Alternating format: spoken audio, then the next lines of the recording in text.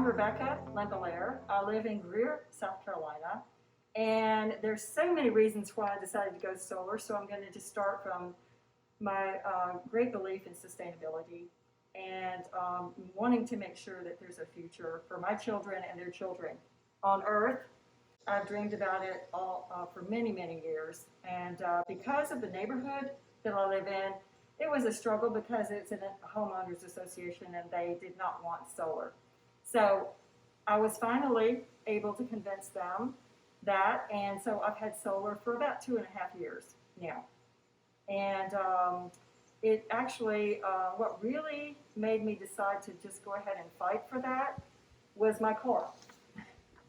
I got my car, and I was so interested in this electric car, in particular the Tesla, because of the sustainability and because of the fact that I could use electricity to charge instead of coal, instead of fossil fuels. But when I got my car, which was about almost 3 years ago, I was like, but I'm just still charging it with coal. Okay, so I was like, this just can't go on. Either I've got to move or I've got to go solar. So I went solar. My son also went solar, and he also has an electric vehicle. And the thing is, I was charging my car. I was producing a lot of solar, but I had no solar at night.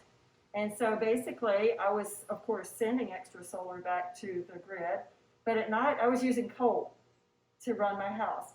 And I just didn't want to do that because I really liked the idea of not using any fossil fuels at all. So I waited and I got my Powerwalls, and I'd like to tell you just a little bit about those because not everybody has those yet. It's a newer technology.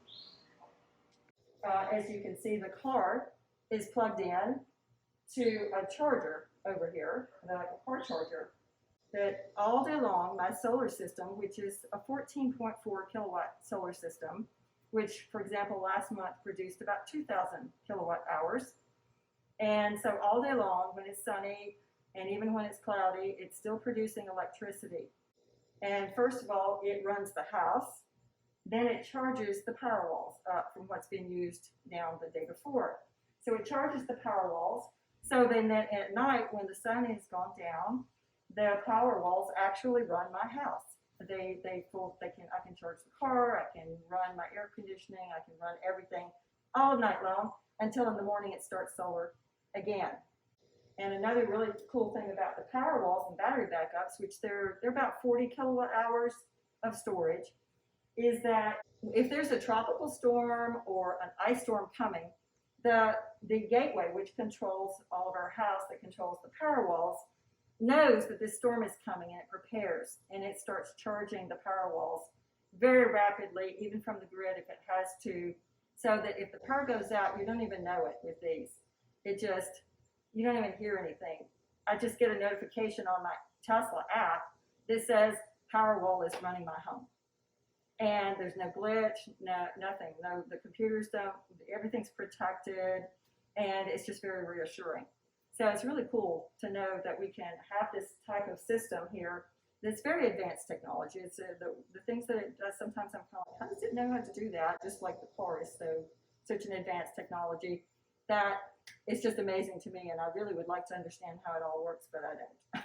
I just know it does. It works very well. This house is all about sustainability. So as you can see, we've got rain barrels where we capture a lot of water that we use to water the vegetation and our vegetables and things like this. And then I wanted to show you what the kind of backside looks like of our solar system. These are all parts to the solar system. Over on this side is our service. We have a 400 amp service, which actually has the net meter on there that actually goes backwards when we're producing electricity. And of course, if we don't use as much electricity as we're producing, it goes back to the grid because we're still connected to the grid. And then Duke actually pays us the same price we would pay for the electricity. So just in case we need electricity more than my solar panels produce, we're still connected to the grid, which is a real safety feature. So here, because I have a SunPower system, that my panels are SunPower solar systems, 350 watt solar panels. This is the monitoring system for SunPower. I also have another solar monitoring system that's done by my Tesla Powerwalls. But these are since my solar panels have microinverters, I don't have a regular inverter box like a lot of systems would have. But this is kind of replaces the same thing. Each panel has a little microinverter on the back. It's not a string inverter, so if you have a leaf on a panel, it doesn't shut the whole string down. We keep producing more, which is really great if you have any shading. In this box, you have a lot of breakers that actually kind of do the same thing as the inverter would do. And then this is a emergency shut off in case, for example, if something really happened, then the energy people, we could come back here and shut that so that if someone had to get up and work on the panels, they wouldn't get electrocuted or harmed. And then this is the panel this is the meter that has to do, that's always connected in to the solar panels, but the actual net meter that shows Duke Energy what we're using is actually on the 400 amp system that's right over there.